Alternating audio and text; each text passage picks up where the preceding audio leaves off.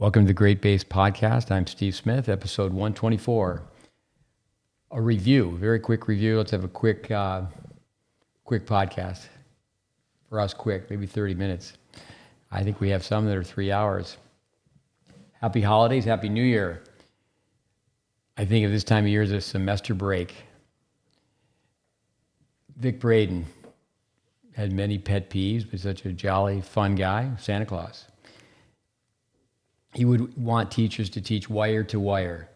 He did not like it when teachers would say, in the next class, this is what we're going to cover. Teach wire to wire. For 10 years, I was in charge of an academic department, tennis teachers. And I had 3 different coaches that would teach a class each semester. And understandably, the coach, and these coaches, very tough. Yeah, it's hard to imagine coaching 2 teams with these coaches. That's a tough assignment. So I understood where the class was not high priority for them, but I just did not want them to let the class out early. So I'd have a student assistant with a film and a projector, or with TV on wheels, monitor with VHS tape. And if they wanted to let the class out early, the student assistant would say, okay, now we'll watch this tape. I always tell college students, if the professor lets you out early, stand up and jump up and down, raise your hand and say, I have a question. And the question is, Professor, you can't let us out early. Professor, you're not going to let us out early. We paid for this class. Can you imagine the dirty looks that you would get? This is a pet peeve of mine when professors, they give the final exam a week early. Typically in a 16-week semester, the last week is to review, and then you have your final. And obviously there's always unusual circumstances, but for the most part, if the professor is giving you the exam a week early, that means you're happy because you're going to get out of school a week early, but so are they. This place I worked at for 10 years, a great experience was teaching the PE classes. And there was only one professor, one PE instructor during that 10-year period who was really into learning how to teach tennis. But for a 5-year period, I taught tennis teachers just for a long weekend at Texas A&M. I remember they had 3 faculty members that had written books on tennis instruction. One thing I remember from that experience is they had all these courts. I think there was 36 of them. And each one had a backboard on the court, plywood. And it was, the backboards had numbers 1 through 24. And I remember I said, what are those numbers for? And it was an amazing answer. They said, that's how we take attendance. They blow the whistle, and all the students have to line up and say, for example, 18 and 22. The instructor could see that those numbers, there wasn't a body standing in front of it. So on their roster, 18 and 22 were absent, and they could take attendance very fast. And therefore, they'd have more time to teach. That's like with ball pickup. You want to have people running the entire time. You don't walk from one station to the next. We have some exciting interviews coming up. Andrew Rue, the Harvard tennis coach, Bud Schultz, Division III tennis player, who ended up being 39 in the world. Also a couple others, a fitness coach from Germany, and our superstar intern, Rami Baby. So Andrew, Bud, Ram, and Johan. And we plan on keeping the show going. Andy Fitzell, who started the podcast, I said, well, should we just take a couple weeks off? And I think maybe I've mentioned that before. He said, no, the show must go on. We do get a lot of feedback on our podcast. And one thing we've been told is we need to try to circle back and reinforce. That's another, obviously, key word: review, repetition, reinforce. So many great words beginning with the letter R. Research. In tennis, research and practice are so far removed. But with the GreatBase, the name again comes from a conversation with Richard Hernandez, The USTA was calling the little kid program Quick Start. And I wrote an article that was published in Tennis Life. And I said, it's not a quick start, it's the right start. And Richard said to me once in a conversation, what tennis needs is a GreatBase initiative. I said, say that again, GreatBase initiative. And I said, I need to use that. Okay, you give me the permission to use that phrase, use that name, GreatBase. Well, who can argue with having a great base? When Ty Tucker at the end of his interview with us said, you have to have a great base, he's just a coach. I think he came out of his mother's womb, a coach. He's just a coach's coach. He was not plugging our curriculum. He just speaks as a coach in really in so many different realms. How could you argue with having a great base? Whatever you're learning, fundamentals. So just to quickly go through the pillars, if people started in the beginning, but if someone's a new listener to our podcast, I've used my name in third person, Steve Smith. It's not Steve Smith stuff, the way we're going about tennis teaching. I have the pillars down. Vic Braden, just 3 things I wrote under Vic's name: science, humor, and again, research. 1977, he wrote the book, Tennis for the Future. Was edited, now it's Tennis 2000. Try to get a hold of that book and read that book. It will stand the test of time. Braden. Say it over and over again. So some of our listeners are tired of hearing this, but we want everybody that's teaching, and we teach everyone to teach, to just know the dimensions of court and physical laws dictate stroke production, no coach's opinion or any unique theory. So I tell people, if you don't know the dimensions of the court, I just diagram a tennis court and say, okay, how far is it from this line to this line? 78 feet down the line, 82.5 cross court. Where do I get 65.9? Round off 82.5 to 83, 65.9 to 66. You just listen to our podcast on tennis math. You get 17 feet. So you hit through the court, 17 feet of ball length, coming back 17 feet. So I'll ask somebody that we've trained for a while, where do I get 34 feet? Vic Braden used to say, if you know your short ball range, you know tennis. I asked child after child, what's the short ball range? It's the numbers of steps it takes you to get to good volleying position. You hit your approach shot. So someone with a longer stride, a faster stride, they're going to have a short ball range that's closer to the net, but it's a radius, half the diameter. And we say for most people, it's approximately 7 steps. So the answer is we get 7 steps, 7 feet, and then we know they don't know it at a high level. So if the player, it's on our course, Tennis Intelligence Applied, the player in GVP, you just get a rope. They're hanging onto the rope. This course is quite old. I know because my son Connor was 16 years old and now he's 32. So he's hanging onto the rope at GVP. I'm back approximately where his short ball range would be. And then I just start walking cross court. And if you kept on walking, you make a full circle. So everywhere as you move the diagonal, it's like a button hook. A football term when a receiver runs a button hook. And that's your short ball range. So when you hit cross court, which is a highly effective approach shot, you're waiting for a ball that's closer to the center, closer to the net. And it's the same amount of steps as it would be from down the line. With Harry Hopman, and I do think that's one thing with fitness. Under Harry Hopman's name, I have just that, fitness and footwork. And then character. Hopman used to have his players run 10 miles. He'd pick out one player to go have a beer with him.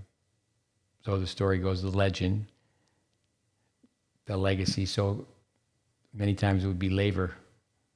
Rodney, let's go have a beer. Everybody else had to go run 10 miles. And today, I've told some people that I've had run 10 miles. That'll be most likely the last time you'll ever do that in your life. I just think of self one, self two from Galloway's book, The Doer and the Teller. The teller is the ego. Teller needs to shut up.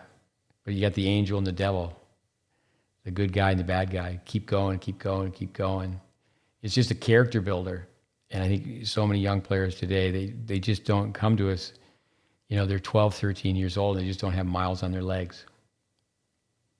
Granted, I know as a kid, I was given bad information and overtrained and slow twitch, long distance running in an anaerobic sport like tennis. But at the same time, tennis is a marathon of sprints. The way Hopman would feed a tennis ball. The first time I ever saw Hopman feed tennis balls, it was a group of girls from the Netherlands. And he's going, "That's it, dear, lovely." And these poor girls, they were running in, touching the net, and they were not hitting an overhead. The feeds were so tough, but there was so much respect. So many things with Hopman. I think of Maureen Connolly. She wins the Grand Slam in '53. She had hired Mr. Hopman to be her coach. Always just stretch the player, push the player from a feeding standpoint. One of the reasons that people don't see me feed too many balls, I tell people I'm good at three things. My lifetime I've been good at three things. Lincoln Logs, which is the 1950s, 1960s version of Legos, street hockey and feeding balls. But being trained as a technician, a Bradenite, it's very difficult to just run people in circles when they have lousy strokes. If they're lousy, they're lousy. Braden, if you get in shape, you really work on fitness. Say, for example, you have the crummy backhand. This is Braden. You have crummy backhand, you get really fit. Really, you're faster. You get in position. And when you get there, you just have more time to hit your crummy backhand. Because if it's crummy, it's crummy. But to put the pillars that we have together, I always tell people, I told some parents that visiting today, the technique is easy. It's really easy. It's the character. And again, most people in tennis, and again, we work primarily with junior tennis players, redo, go back to the drawing board. And I tell some young people quite often, this may be the most difficult thing in your young life that you have to do. Most difficult challenge that you've faced so far is changing your strokes. With next person I have down is Dennis Vandermeer. So again, these first three are in the International Tennis Hall of Fame. I mentioned our podcast down the road here that I'm sure Jim Lair will be in the International Tennis Hall of Fame. But I think all 8 of the pillars should be in the International Tennis Hall of Fame. With Dennis Vandermeer, progressions, you have to be able to break it down. Coming back to Braden used to say, don't use the KISS method, keep it simple, stupid. Don't underestimate the capacity of the learner. But it's keep it simple and smart. Keep it simple and smart. Simplification is sophistication. The better the player, the simpler the strokes. Period. End of story. No argument. And now with, turn the doorknob. Get to the contact point, turn the doorknob. I mean, the strings have to face the target. If the strings are facing the net, speaking of the net and Harry Hopman's drill, jumping back, don't have kids come in and touch the top of the net. I think people who've paid for nets know that. The top of the net strap's made of plastic. When they run in, have them touch the net, not slap the top of the net. But Vandermeer, he could take a stroke from the follow-through and work backwards. I think the new jargon for that is reverse engineering. And I've seen recently, I'm fortunate that coaches send me so many videos, this and that. And, somebody who has a complete horizontal release on both sides, forehand and backhand, and then to work backwards. The great players, and again, not from the recovery standpoint, but from the follow-through standpoint, they could just let their shoulder drop and would go right back to the impact point. They have a long hitting zone, or the tracking motion where the racket goes out towards the target. I love the phrase, path of the racket to the path of the target. Connect the dots. But Vandermeer progressions. He could break down the size of the stroke, the size of the racket, the size of the court. Just have people go from contact point up. I was doing that just today with 8 people on a court, everybody moving. And as you turn, and almost nobody has the ready position. Almost nobody has their elbows raised. It's natural. You walk around with your elbows to your side. If you walked around with your elbows out, it would be the Frankenstein walk. So you have your hands out. You have to be trained to do that. And in doing that, simple. Keep it simple and smart. So Vandermeer, using progressions, we're going to just go from contact point up. Just touch the ball. Also with Vandermeer, corrective measures, you would call it, but corrective application. Somebody has a high toss. Okay, what we're going to do is we're going to hit 3 serves running to the net. And you just tell people, you won't be able to do this drill. To actually have the player swing, you stand next to them and you toss for the player. Have the player close their eyes and try to serve with their eyes closed. With a corrective measure, allows someone to do a physical action that will improve their stroke. Say, for example, someone's stepping, and you want to be careful. You could just put a ball in front of their foot. You could put a racket over their foot. So they're going to stabilize themselves to the court with the anchor foot, and obviously the ground reaction.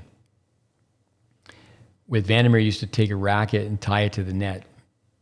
So the kid's hanging onto the racket, but the racket's tied to the net, so the kid has to go forward. They can't take a big backswing. George Basho of the USPTA, he used to, and again, George Basho, the late George Basho, people have passed away, but we have to carry the torch. I mean, he did so much for the USPTA, George Basho, tireless worker. But he'd have 2 baskets. The ones on wheels where they hold 300 tennis balls. One was filled with tennis balls, the other one was filled with teaching aids. Group dynamics. We had a podcast that was dedicated to group dynamics with Richard Hernandez, Vandermeer. Because he was so systematic, and again, a system, people don't like that word in tennis. Oh, you're teaching everyone the same. Well, there is the alphabet. There are the numbers. There are the building blocks. We're going to count first, add second, subtract, and build from that point going forward. But how to use space. Do solo drills, then partner drills, peer teaching. There's just so many things with group dynamics. So we can take, say, some Braden methodology and use Vandermeer progressions. So we always say with our 8 pillars, that Vic Braden is the Christmas tree. And, what Hopman adds to it in Vandermeer is these beautiful ornaments. With our course, Tennis Intelligence Applied, and again, this is a review. It's a 25-hour course. It's not too fancy. Not that well done from a production standpoint. Actually, Miran Mann, who was a guest on our podcast, he was doing an internship with us. It was when he got out of college, when we put that course together. We mentioned over 100 coaches. So we're not starstruck like some of our critics say on Vic Braden. It's certainly not hero worship. It's fact-based instruction. Just the facts, Jack. With Jim Verdick.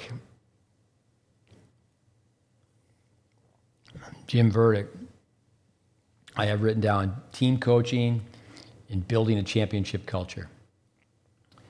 Very, very powerful. Doug, his son, was on as a guest. And that's the type of thing we need to go back and, okay, let's do that again. Let's dig a little deeper. But again, with our podcasts, I mean, we don't have show notes. We're not taking excerpts. We know we're supposed to do that. We should do that, where I'm a social media zero, but when it comes down to Instagram or Twitter, is just take a little clip from Doug Verdick talking about his father, or the letter that incoming freshmen would read. just very, very powerful. Very, very powerful. Just here recently, we've had some college coaches that we've trained. And still to this day, and again, we've interviewed many, many college coaches, but what Jim Verdick did was just amazing, where he'd have a freshman who, be charting matches. He wasn't one to just have his players be a cheerleader. I don't really like that. You go to a college match and number seven or number 8, they're traveling with a team. We have a player just came in today, plays for one of the Ivy League teams, and there's 12 players on his team. Well, only 6 are going to play. What are the other 6 doing?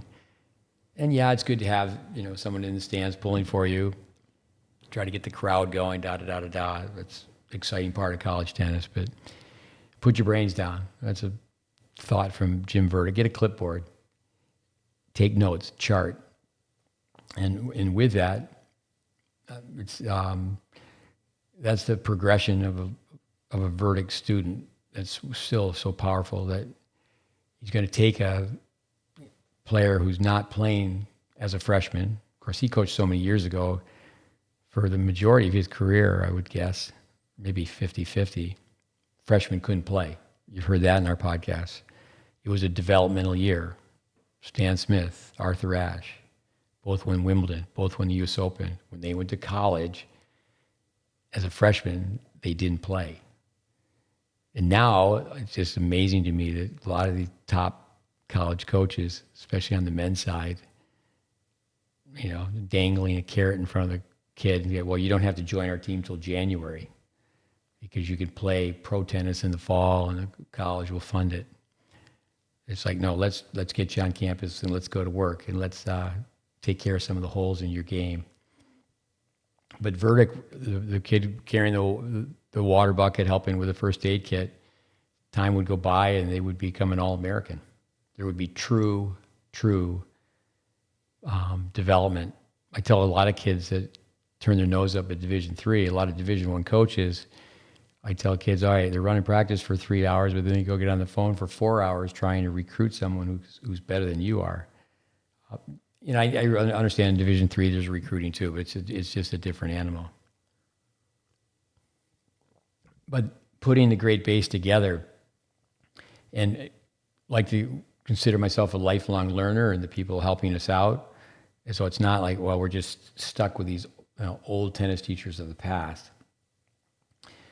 But, it's just different now. I mean, who are the leaders in American tennis instruction? Or worldwide, for that matter? Jim Lair. And again, with Jim, we dedicated either 1 or 2 podcasts to Jim, and then we interviewed Jim. I have down in between point time. I think that's really, it was a very significant step in his progression. Physical measures to improve mental and emotional performances. Now I would say most of his work is the character muscle. It always comes back to that, the character muscle. Reputation is what's on the outside, character is what's on the inside. What is someone made of? But the physical measures, he had a tape that came out, I believe, 1984. What do you do with your eyes? The eyes of a competitor. He used to show tennis players animals hunting in the wild. Focus, intensity. The eye of the tiger. The rituals, the serve, the return. What someone does when the point's over. Kids, a lot of times, they never let the racket out of their right hand if they're right-handed. Get the racket up, show the image of being up, increase blood flow in your dominant hand, shaking your hand out. Film the pros or watch the pros. What do the pros do in between points? And a lot of times they have to sit down. I mean, most of the time they sit down. Say with the big time matches, they're on TV. And there's a commercial break. Junior tennis players, most of the time, if they're losing, they don't even sit down. They don't take the time. Senior players, they're going to show up. They're going to bring a bigger water jug, and they're going to bring a small portable chair, and they're going to sit in the shade. Okay, they really come prepared. With Jim Lair, this comes from one of his teachers, Rainer Martins. Eliminate the external stimuli, focus on the task at hand. One ball at a time. One ball at a time. Stay on task. And again, just like with all these people, Jim Lair, tennis players never arrive. They're always in transit to a better place. It's just so, so sad. Kids play one up, one back doubles for a half dozen years or more. I feel sorry for college coaches. The kids show up and they have no idea how to play doubles.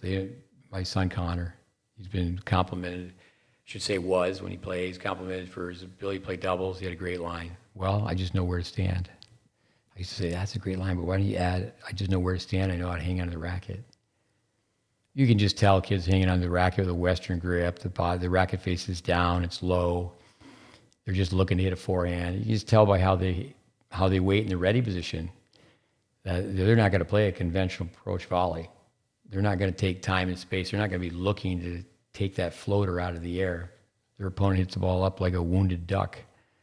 And a lot of kids are running backwards. It's just amazing. A lot of our players here recently, they were at the Eddie Herr and at the Orange Bowl. I asked a young girl today who's doing really well, I said, between those two tournaments, did you serve and volley one time? And the answer was no.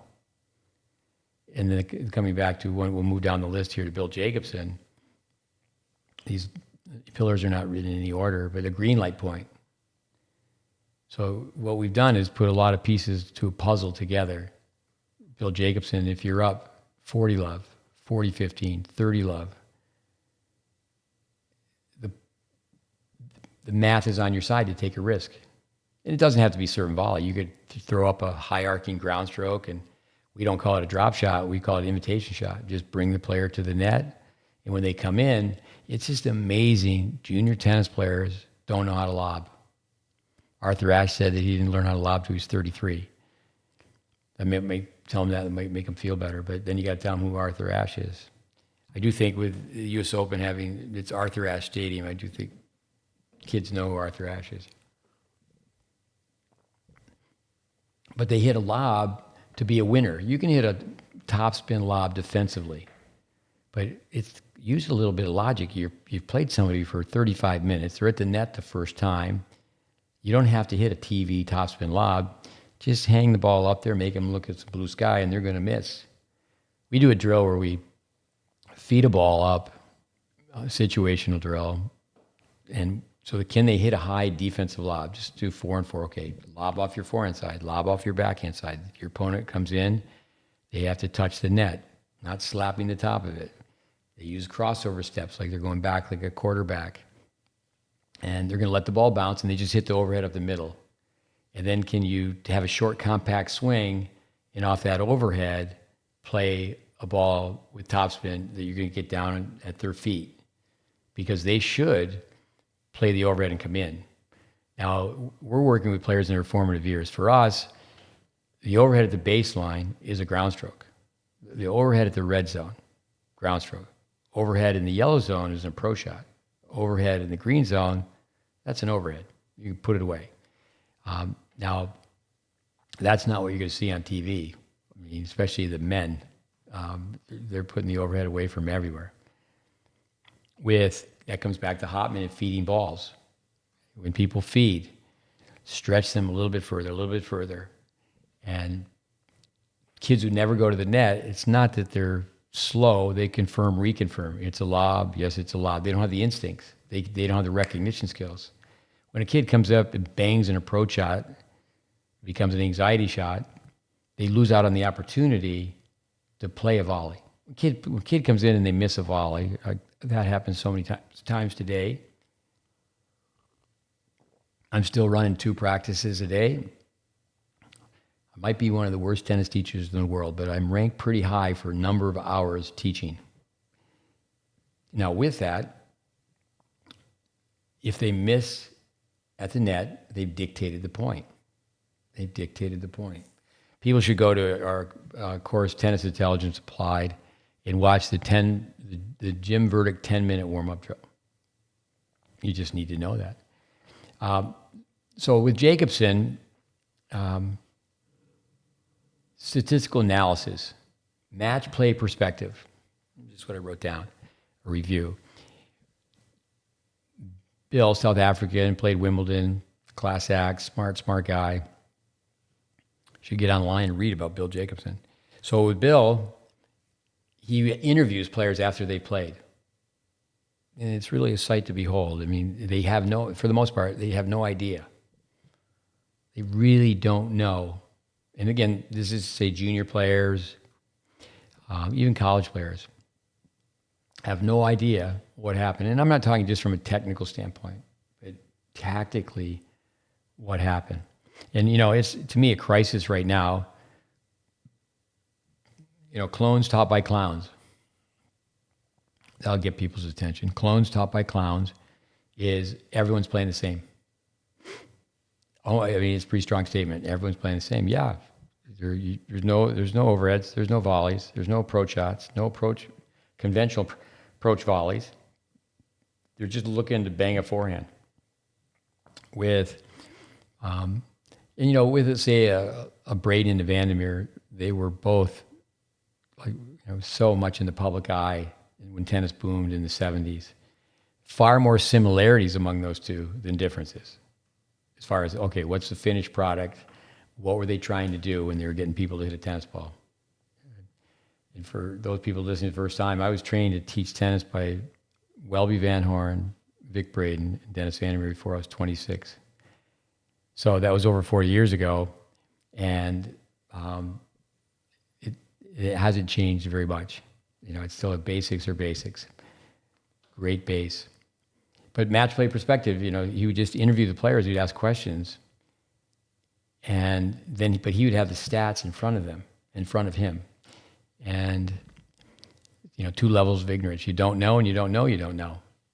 With, when a player loses a point, usually it's just gasoline on the fire. Now, we want a player when they miss, and coming back to Jim Lair, what to do in between points. They make a mistake, they look right at it, they don't look away from it. Lair used to do a drill where you'd have to come in and dump the volley, and then what do you do when you miss that shot? You look right at it with strength. It's denial if you look away from it. But you do slap yourself on the thigh. You do have a physical reaction that's negative, but you instantaneously change that to a positive. Cheerleader, come on, let's go. If you won't support yourself, who will? So you go from negative to positive specific. You post-plan, but then you make any correction. But most people make a technical or a tactical or a combination of technical and tactical mistake, and the response is just emotional. I can't believe it. I'm playing so bad. In their body language and their self-talk. We're a little bit backlogged with some match play that we need to analyze for visiting players. And again, it sounds like doom and gloom, but many times all you have to do is watch the first 2 games. And it's like they're up and down, they're regulated by the scoreboard. For us, there's 4 types of warm-ups. You get up in the morning and before you leave the house. Tournament day, non-tournament day. Maybe it's just 3 minutes in front of the mirror, but it's something. Maybe it's, making your bed and doing some push-ups. But then you're going to, obviously, the day of a match, you want to try to hit some balls for 30 minutes.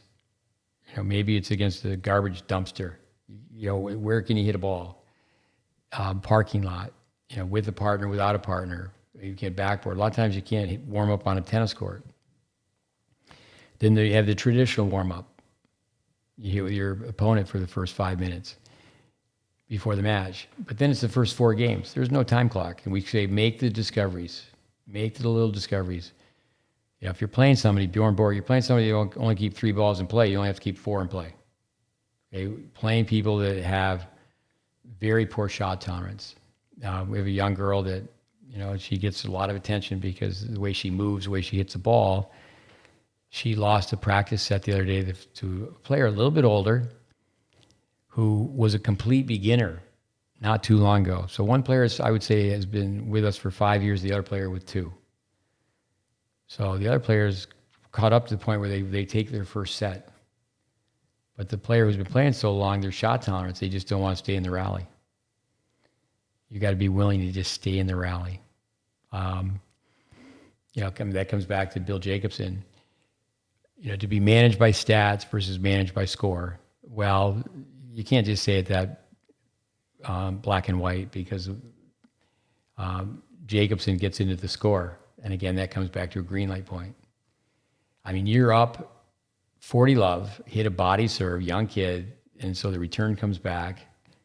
And I had the chance to work with a guy, unbelievable character, Scott Stewart, just one semester. If I had to make a list of people I could choose to coach, he'd be on that list. Father's a cross-country runner, great fighter, but I remember he went from Tyler Junior College to Texas. And the coach at the time, Dave Schneider, said, "Can you at least go up there and poke one volley deep? That's all you have to do." But he won with his legs. He won with his spirit. And singles or doubles, can you go up and just hit one deep volley? And then, coming back, Braden was great friends with Jacobson, is that, Vic certainly knew what Bill was teaching. What Bill did is with his computer, CT120, being a pioneer in 1982, it was just a tool of persuasion. And in a lot of ways, it's too bad that you need that. I mentioned that when we talked to young Gino, Octa, and Cole Reeves. I was at Orange watching a match, and a girl that I've had a lot to do with her tennis for now, let's just guess 6.5 years. And the dad sent me an email the other day. He goes, "Well, I've still got to get you the film." I don't need the film. She doesn't need the film either. Oh, you could, okay, we're going to break it down and show you all the details. Yeah, it would be better with the film. 100%, yeah, it would be better with the film. But again, all this language, you're in the red zone. The ball is above waist level. The ball is slightly outside the single sideline. You're on clay, and you're changing the direction of the ball. You're not using your legs, right? Well, okay, sure enough. Okay, let me show you that. And people have to realize that great players of yesteryear, they ended up being. And I remember hearing Vince Spady say that one time. Is old school players did a lot of things better than the modern players of today. Now, granted, they played on a different type of grass. They played on grass by the second week, because they didn't have these Grand Slams. The Australian, Wimbledon, and the U.S. were on grass. And they wouldn't cover the court with tarp. By the second week, the players were wearing spikes. Granted, they're using wooden rackets, but they just didn't want the ball to bounce. And, when it comes down to just play an approach shot to the middle, you're playing somebody who they're never coming to the net, and all they're doing is hitting returns, other than, basically hitting a reliable second serve. Nothing fancy. And so that's it. They're serving. That's one motion. And everything else is a circular swing. They're playing ground strokes. They're playing returns. They're playing passing shots. They're not playing swing volleys. They're not playing half volleys. Those are circular swings. The half volley close to that. But two more on the list of review is Welby Van Horn. Now, again, we hope to get more things done here now that we're a nonprofit, the new year coming up. We interviewed Ed Weiss, who wrote the book, a great, great book. People should listen to that podcast. And spent some time with Welby's son, Stuart, and we've got a green light to put the book on our website. We need to get that done. And with Welby, balance, body positions. Now tennis is based so much on entertainment. It's more of a sport. It's more of a business than a sport. We got to make it fun. The only business is a repeat business. You go to a teacher's conference and there's more sessions on how to make money than how to make players. And then you have some people say, well, my job is just to make sure we have happy members. Why do they? Thankfully, they don't have that type of thought process when they're teaching swimming. Swimming is a life-saving skill.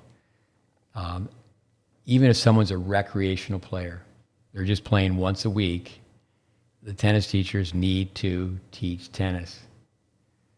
So they'll be able to stay with the sport. It comes back to right now, we in tennis have to think about pickleball. It is exploding. And a mom who's really connected with what we do says it so well, is that the tennis players need to show up on the pickleball courts and take over. And that's what, I watch people teach pickleball every day for a few minutes. I walk there, I walk back, I walk there, I walk back. So maybe 5 minutes times 4, 20 minutes a day. And, you need to teach tennis skills. Oh, does it vary a little bit? Yeah, it does. But you need to teach tennis skills. The best pickleball players are at this point are tennis players. Now maybe that'll change. Some of the big time athletes are going to obviously be getting into pickleball.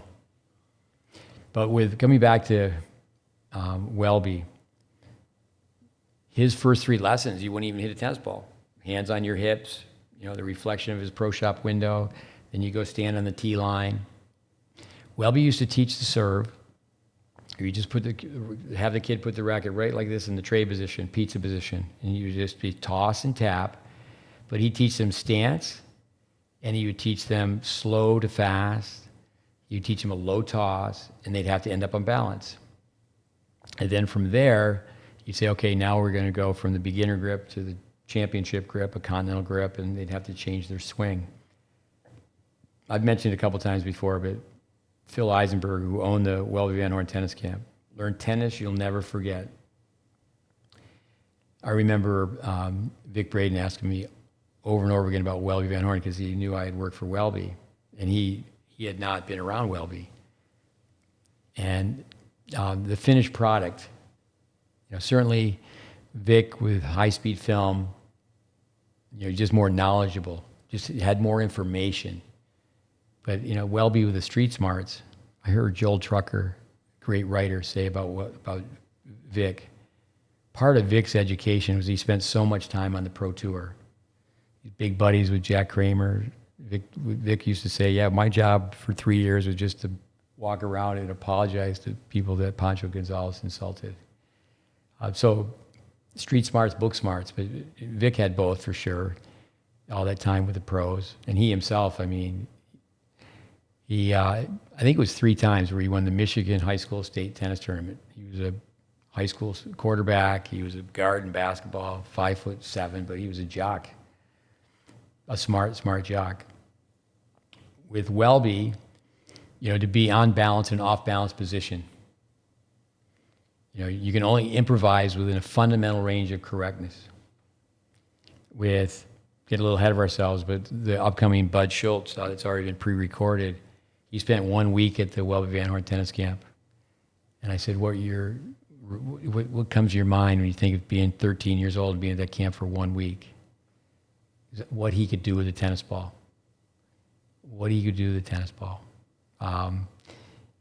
Nandan Ball, I think Nandan was definitely top 300. At one time he was the Davis Cup coach of India. He was on the staff. Certainly Welby intimidated him. And he might have been 19, 20 years old, but he was a very good player. And at that time, and it was an exhibition. Well, during the warm-up, Nandan hits the ball in the net during the warm-up, and there might have been 200 people watching between the adult camp and the junior camp, maybe even a few more people from the Choate campus in Connecticut, the Choate school. So Welby, easily 20 minutes, he just stopped and talked to everybody about how can you miss a ball in the net in the warm-up. But Welby, he would just come in and he'd be able to hit a spot on his serve. He was in his 60s. He hit that first volley deep.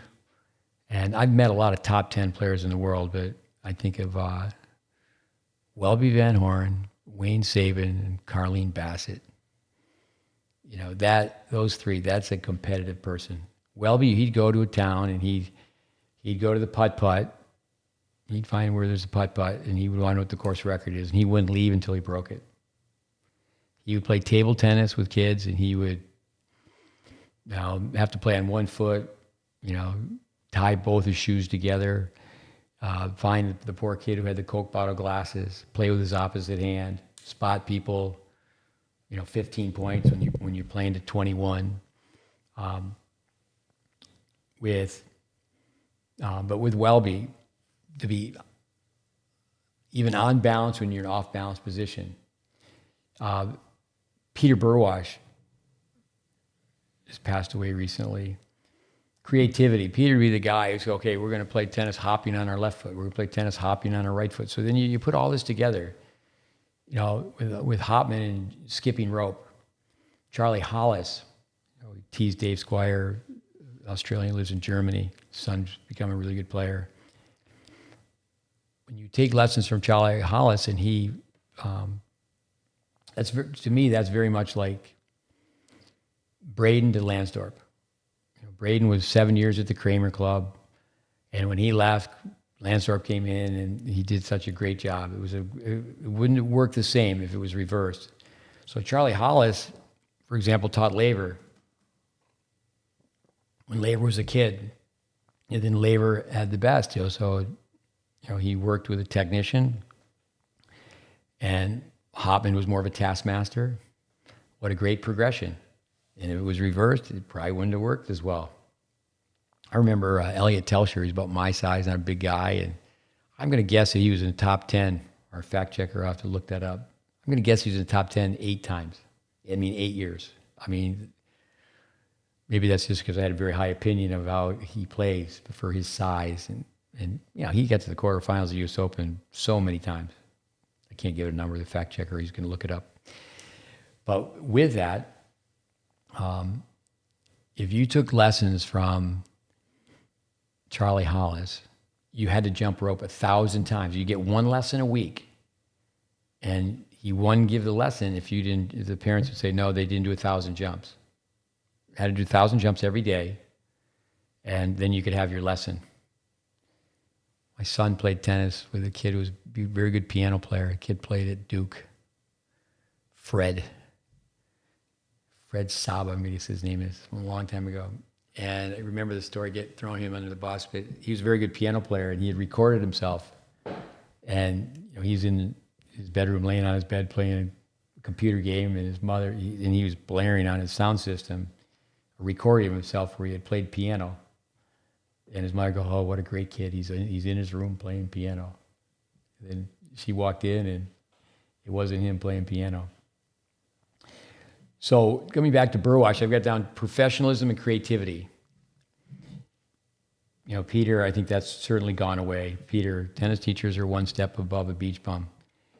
Where back in the day, my job was to get people jobs. At one point, I was training over 100 people per year in an academic setting. And it's unfortunate that those type of numbers, there's no school like that in the U.S. right now. If you take Ferris State, Tyler Junior College's program has been dropped. Ferris State and then Methodist College, you just take those two. Combined, they're not close to that number, 100 people per year. And it's, it's not a matter of pointing fingers. I think a lot of it is YouTube education. Perhaps you can build a deck at your house by going to YouTube. You're not going to build a tennis player by going to YouTube. I say that with most YouTube educators. But if people go through our content, it's not a matter of, we've created anything. We're taking these 8 tennis teachers and really what they stood for. Coming back to Hopman, one thing we talked about in these podcasts, and it is like a semester, and you think, gee, these classes are 2 hours long, and 16 weeks is a semester. Okay, let's have a review. But go to the internet and look up JFK fitness and what that was like in the 60s. And one of the comments I've brought up many times is a review from our podcast, Dave Anderson. How can we improve American tennis? And he said, use the movie Back to the Future. I think we need to circle back And I do think that in tennis, we need to look at other sports. We need to have our tennis players take a time out and go, how do they teach in other sports, or just learn from other sports with something over and over again. A basketball player, they know they have to make the shot. Kids today know Michael Jordan. Kids today may not know Andre Agassi, but they know Michael Jordan. And they know that name. Say, okay, Jordan, they stand in one place. And the foul shot is very much part of the sport. Well, you do stand in one place and have to make your serve. In that service box, going back to Braden, the dimensions of the court, it's 13.5 by 21. I tell people, get over here. This is like a small living room. You can put a couch here, 2 corner chairs, coffee table, big TV, some bookshelves. And can you get the tennis ball in the box? Can you get the tennis ball in the box? Most tennis players, they don't play within themselves. They don't play within themselves. They're trying to play outside themselves. Play shots that you owned. Play shots that you own and then build from there. Understand the process. You're only going to gradually get better anyway. Most tennis players try to hit the ball too hard. Most tennis players don't understand the key shot. All day long, they hit short. Not only do they hit short and they'll hit short and wide. So then their opponent has all sorts of options. And one is that their opponent's not taking the ball as an approach shot. They have the option to come in and go down the line, or angle begets an angle.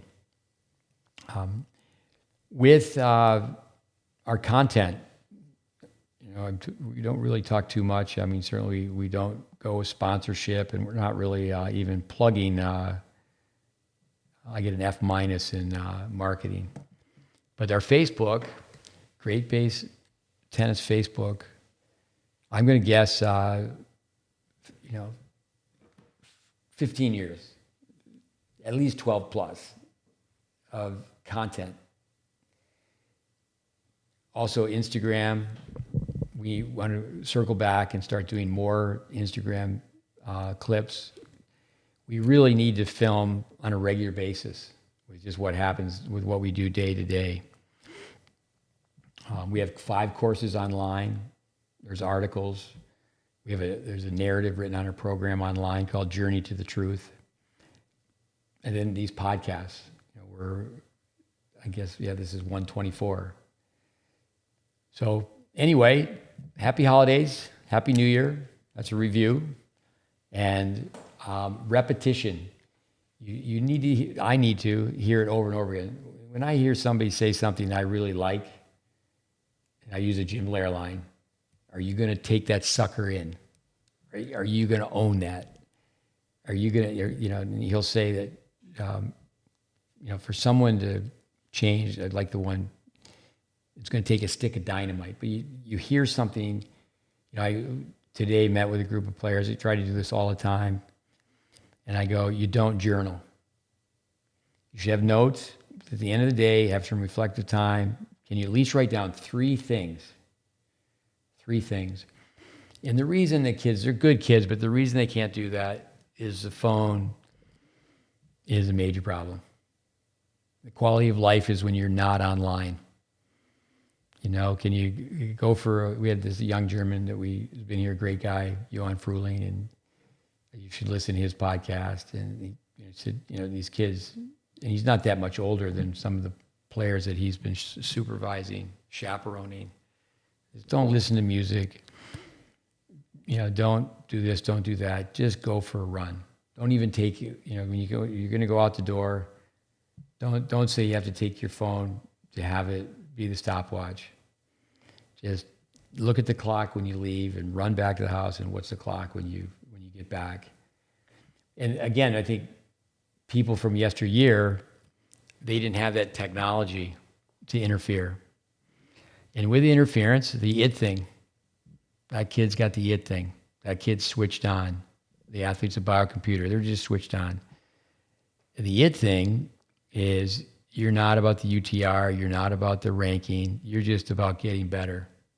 I had so many people tell me they just loved what Ty Tucker said on a podcast. We don't call it practice.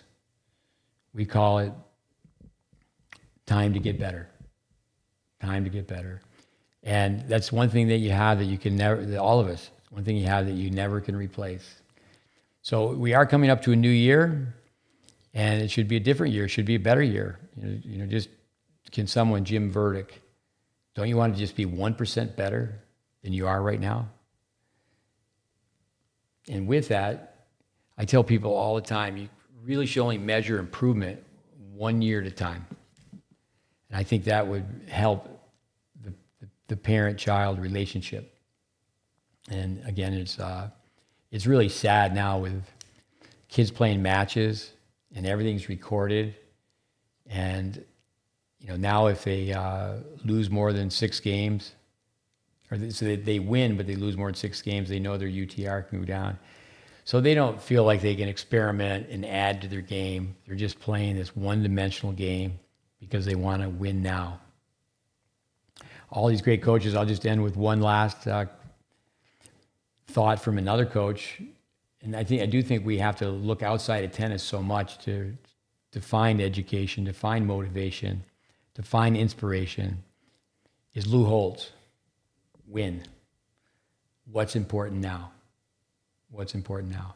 And these young kids, I say, okay, if you brought me your journal, and we used to collect the journal, so I'll point the fingers at myself first.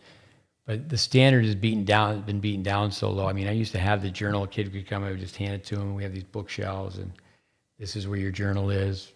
Take the time, leave it there. And a diary is private, but a journal anybody can read. And they don't do it. And the journal would get an F. As a tennis coach, a junior tennis coach, we don't have the power of the school teacher. Really only once in my life for a decade, and that's a long time, is I had the power, if maybe that's the wrong word, to issue a grade. A for excellent, B for good, C average, D poor, F unacceptable. And in tennis, you don't get an A. The tennis coach, the junior coach, is not giving you a report card. Years ago, I can remember going to hockey school, and there would be a report card sent home. Basically how you turn and how you do this and how you do that, your skills, but also to your character. But you do in tennis, going back to Lou Holtz, what's important now is there's a W and there's an L. W is for win, L is for loss. W begins work and win, lazy and lose. They're connected. But anyway, happy holidays, happy New Year's. I hope you're getting something out of these holidays, but that's a review. The GreatBase, there's a history behind it, and it's homework. We have just compiled a lot of information, ideas, and insights, and it's free. And we would love to be helping people with tennis to the point where, one of many, it's not so expensive. And actually, we would say it's on a silver platter, and it's going to be the attitude of the household. And I really think that the program plus, I always say that there's not a program that develops players. It's what you do on your own. If you're only doing what you're supposed to do at practice, it's not enough. How are you going to get ahead? But what people do on their own, and kids need to listen to their parents. The 3 rules for us. Number 3 is be different. It's different to have a journal. It's different to get up and do 10 push-ups before you go to the bathroom, to do a shadow swing routine in the mirror. Number 2, working backwards, is the one-time rule. Shock your parents. Turn the lights off. Put your dirty clothes away. Just a one-time rule. You're told once and you do it.